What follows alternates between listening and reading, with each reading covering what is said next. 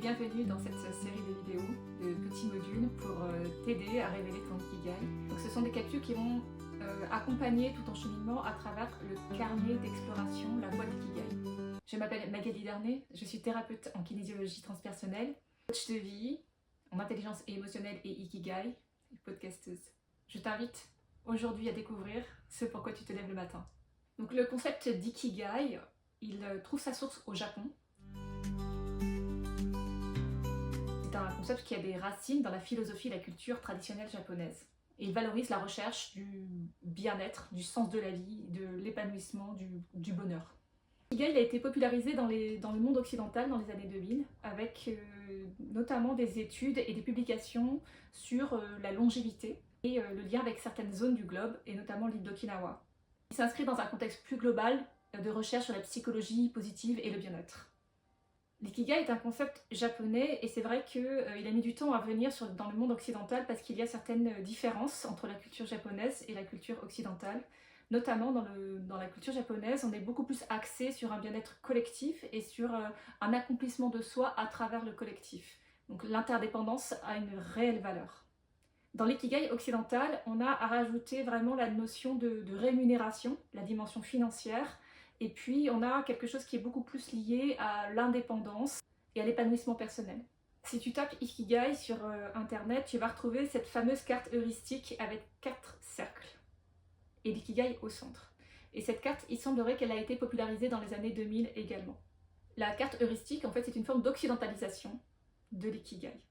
Dans ces 4 cercles, tu vas trouver ce que tu aimes, ce pourquoi tu es doué, ce dont le monde a besoin et ce pourquoi tu peux être payé.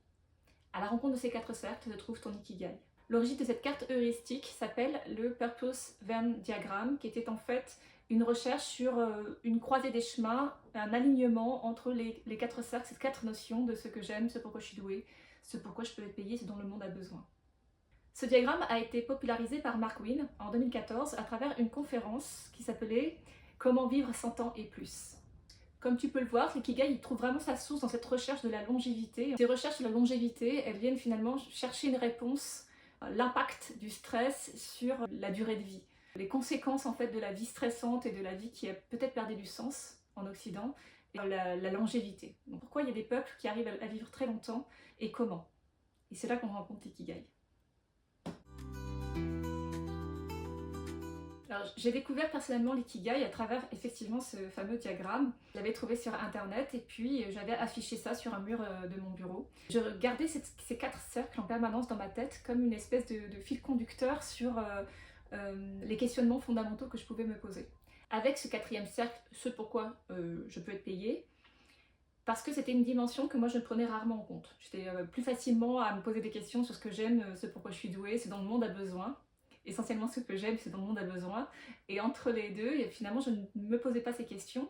Ce qui fait que ça apportait une forme d'équilibre à mon cheminement intérieur et puis à ses répercussions dans mon monde extérieur. Lorsque j'ai créé mon podcast, finalement, je suis revenue sur ce concept d'ikigai et puis j'ai interrogé des gens. J'ai rencontré des personnes, j'ai interviewé des personnalités qui étaient des spécialistes de l'ikigai et puis j'ai lu beaucoup d'études et des livres. Et j'ai recherché des ressources en fait qui permettaient justement d'arriver à son ikigai. J'ai constaté qu'il y a très peu de ressources qui permettent de savoir, une fois qu'on a ces 4 cercles, comment on arrivait de là au centre à l'ikigai. Donc il y avait vraiment pour moi un manque méthodologique ou d'approche ou de processus en fait pour pouvoir en arriver à la centralisation et la synthèse de ce que c'est l'ikigai pour moi aujourd'hui. Donc d'une part en fait ce manque d'outils m'a beaucoup interpellée. Et puis il y avait aussi, à force d'étudier la question, de me poser des questions et puis de rencontrer des personnes qui parlaient de ce sujet, j'ai commencé à trouver que c'était à la fois extrêmement passionnant, qu'on en avait rarement fait le tour de la question, et puis qu'au-delà d'un concept, au-delà d'une philosophie, au-delà d'un outil de développement personnel, finalement l'ikigai ça devenait un état. L'ikigai pour moi c'est une porte d'entrée vers un état. C'est une porte d'entrée qui fait changer de paradigme. C'est une porte, c'est une clé, c'est un état. C'est complètement fondamental pour moi aujourd'hui de transmettre cet outil parce qu'il a un côté universel et il apporte des réponses à des questions que les gens se posent de façon permanente, y compris les enfants. Qu'est-ce que je fais sur cette planète?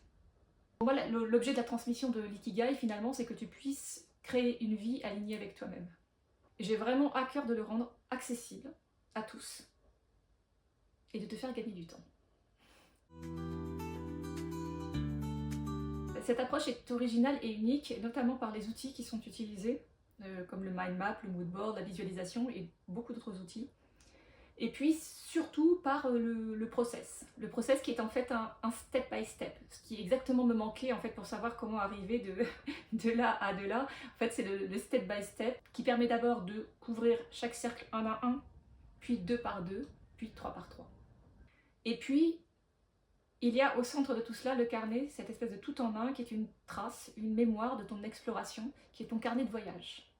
L'objectif, c'est de faire émerger ton ikigai à travers un process step by step et ludique en 12 semaines. Ce processus et cette aventure, tu peux choisir de la mener seule ou de la mener à plusieurs. Tu peux t'encourager avec un collègue, un ami ou un groupe d'amis. Mais tu peux aussi demander de l'aide et si tu le souhaites, tu peux me contacter pour ça. Explore ce carnet comme tu en as envie, par petites touches ou en immersion profonde ou toute la gamme entre les deux. C'est ton carnet, c'est ton aventure. Kiffe le process.